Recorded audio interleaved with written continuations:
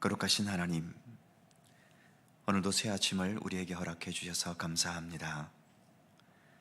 주님의 인도하심과 또 돌보심과 언제나 베푸시는 구원과 새 생명의 은총으로 오늘도 우리가 살아가고 있음을 믿음으로 확신하면서, 그래서 늘 우리의 살아가는 삶도 늘 하나님의 선하신 손길과 그 인도하심에 겸허히 순종할 수 있게 하시고, 또 세상과 이웃을 향해서는 언제나 아름다운 선한 영향력을 온전히 나타낼 수 있도록 이끄시기를 원하고 기도합니다.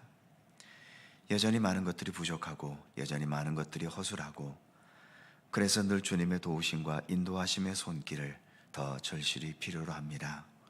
항상 주님께서 사랑과 은혜로 도우시고 우리의 삶의 발걸음 하나하나에 늘 사랑과 은혜로 돌보시고 이끄시는 손길로 늘 동행하시기를 원하옵고 기도합니다.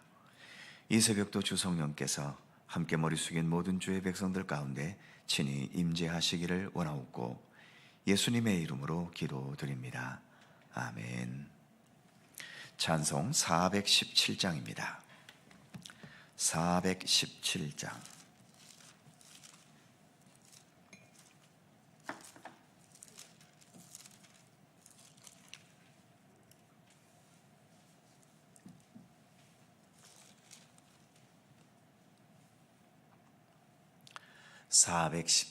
함께 찬송하지요.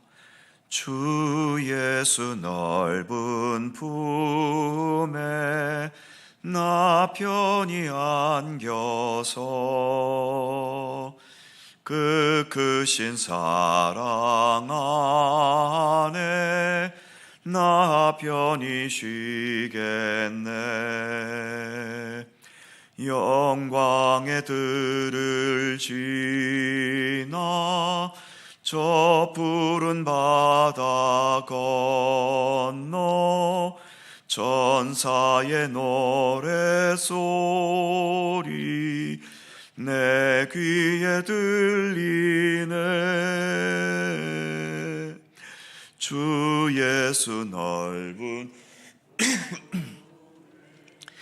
나 편히 안겨서 그 크신 사랑 안에 나 편히 쉬겠네. 주 예수 넓은 품에 나 편히 안기니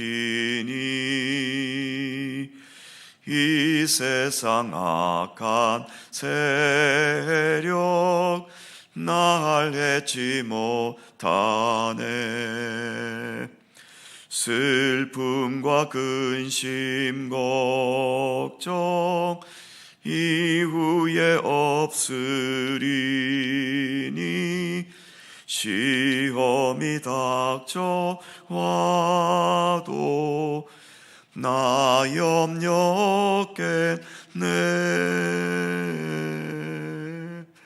주 예수 넓은 품에 나 편히 안겨서 그 크신 사랑 안에 나 편히 쉬겠네.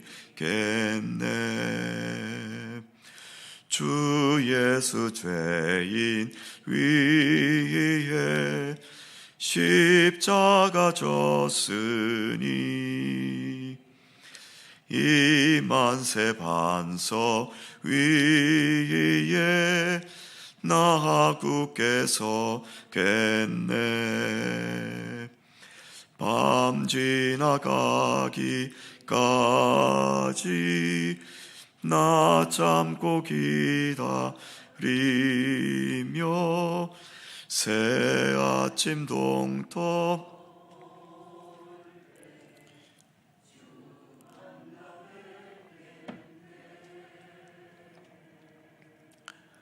주 예수 넓은 품에 나 편히 안겨서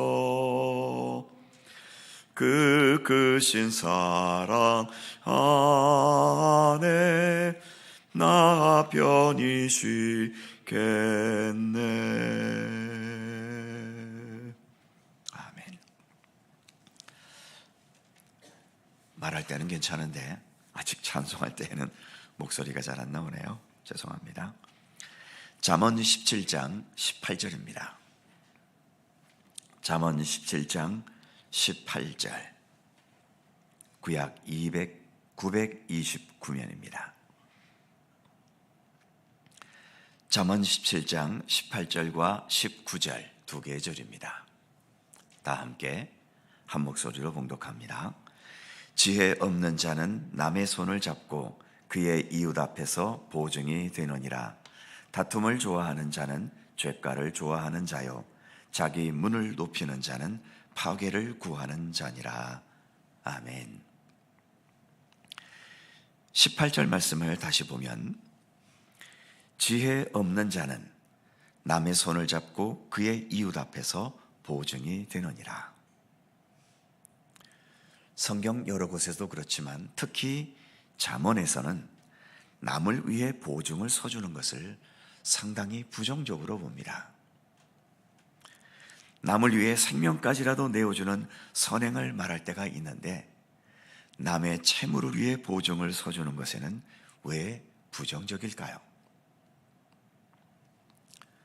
성경은 앞뒤를 죄지 않는 희생과 헌신을 결코 말하지 않습니다. 예수님의 십자가의 죽으심은 죄인된 인간을 향한 불쌍한 마음에 그냥 자신을 내던지신 그런 무모한 사랑은 아닙니다. 예수님의 중심에는 예수님도 아버지라고 부르셨던 성부 하나님의 뜻을 행하는 것이 항상 먼저이셨지요. 십자가의 죽으심도 우리를 불쌍히 여기시면서 다른 것은 아무것도 생각지 않고 무조건 저지르신 사랑의 행위가 아닙니다. 무엇보다 먼저 아버지 하나님의 뜻에 따른 것이었지요. 그래서 십자가 지시기 전날 밤 밤새도록 기도하셨던 제목이 나의 원대로 마시고 아버지의 원대로 하시옵소서라는 기도였지 않습니까? 이웃사랑은 우리가 하나님을 사랑하는 것만큼이나 강조되는 우리의 마땅한 의무이기도 합니다만, 이웃 속에는 다른 이웃보다도 나와 깊은 관계를 맺고 사는 많은 사람들도 포함되어 있지요. 무엇보다도 가족들이 있습니다.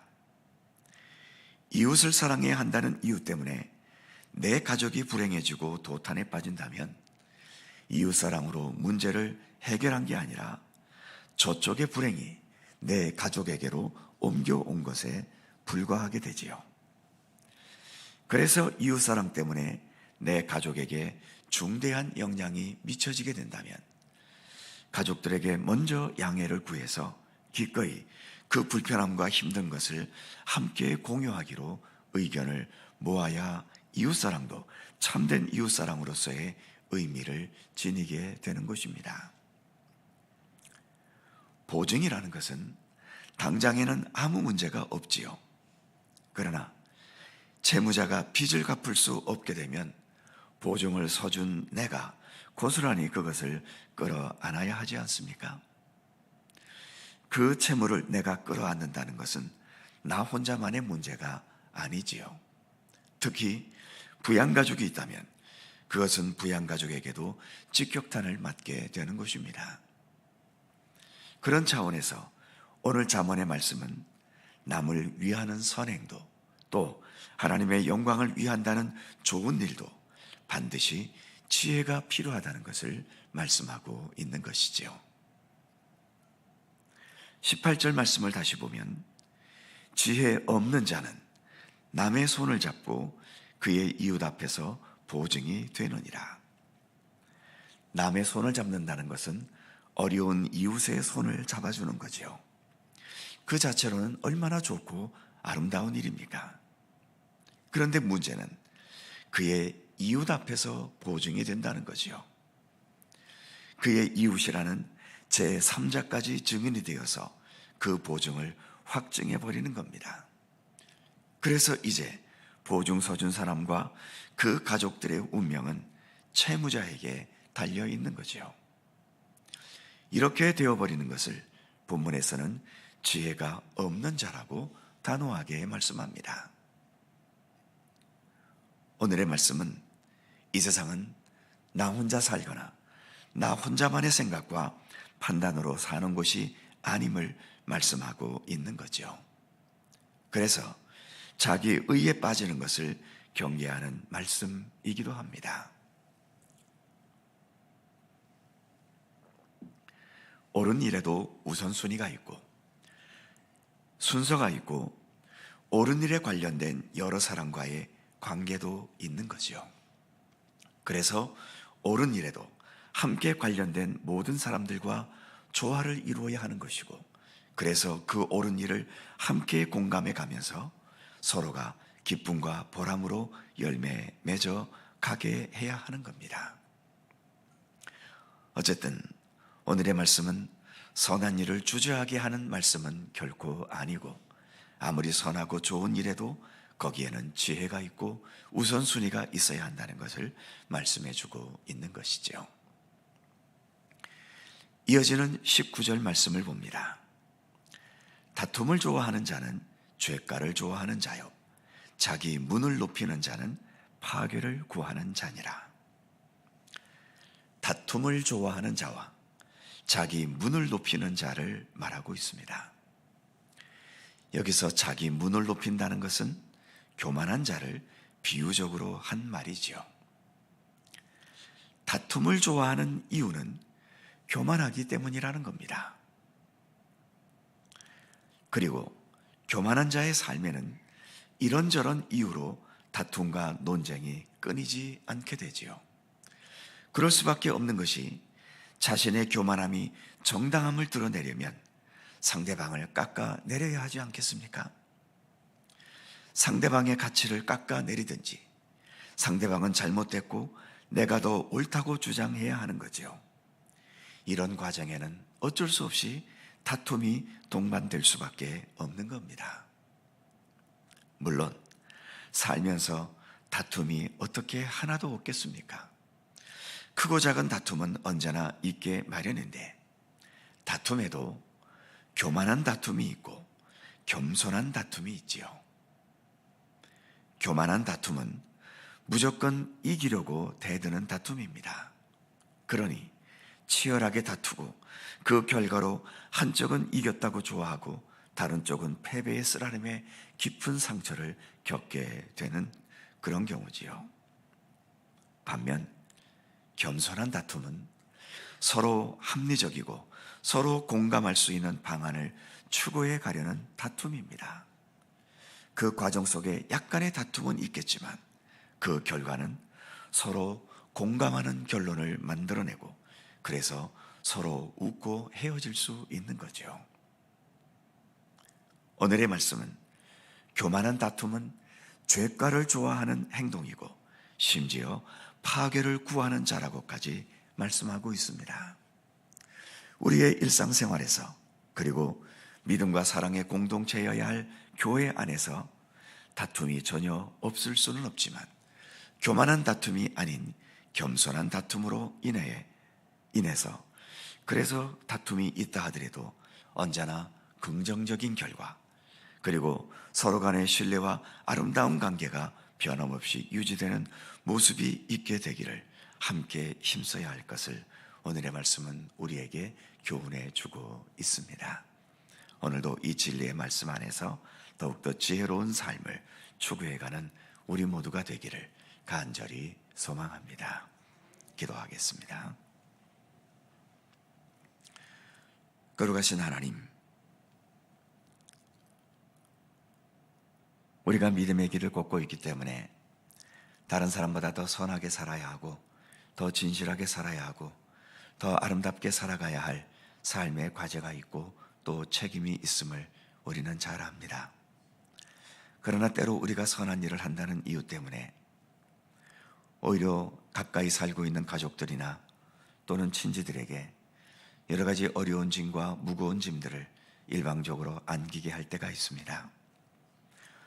잠언의 말씀에서 보증을 이처럼 부정적으로 보는 이유도 나로서는 선한 일을 위해서 어려운 이웃들을 위해 보증을 서준 것이겠지만 그 보증으로 인하여 온 가족들이 어려움을 겪거나 또 그로 인해 모두가 시련에 빠지는 일들이 수없이 많이 있었기 때문에 이처럼 선한 일에도 서로가 조화를 이루어야 하고 또 그 무거운 짐을 기꺼이 함께 나눌 수 있는 그러한 공감대가 있어야 하는 것임을 우리에게 말씀해 주고 있습니다. 하나님, 항상 아름다운 하나님의 일에도 그 모든 아름다운 일을 행하는 과정 속에도 아름다운 조화가 있게 하시고 서로가 협력하고 서로가 함께 기뻐하고 서로가 함께 무거운 짐을 나누어지면서 그래서 그 모든 과정도 그 결과도 항상 아름다울 수 있는 그러한 믿음의 지혜로 하나님의 선하신 일들을 감당할 수 있는 우리 모두가 되도록 함께 하시기를 원하옵고 기도합니다. 다툼을 좋아하는 자는 죄가를 좋아하고 자기 문을 높이는 자는 파괴를 구하는 자라고 말씀하고 있습니다. 하나님, 우리가 살아가면서 아무리 한 가족이고 한 성도로 하더라도 어찌 단 한 번의 다툼도 없이 살아갈 수 있겠습니까만, 그러나 주님, 우리의 다툼은 교만한 다툼이 아니라 항상 겸손한 다툼이 될 수 있기를 원합니다. 다툼으로 인해서 상처만 남고 아픔만 남는 다툼이 아니라 그 다툼으로 인하여 서로 공감하는 아름다운 결론을 함께 추구해 갈 수 있는 그러한 지혜가 우리 모두에게 있게 하여 주시옵소서. 그리하여 우리의 가정, 우리 믿음의 공동체는 주 안에서 더 견고하여지고 더 아름다운 공동체로 성숙돼 갈 수 있도록 함께 하시기를 원하옵고 기도합니다. 이 세상에는 너무 무모한 교만한 다툼들이 너무나 많습니다.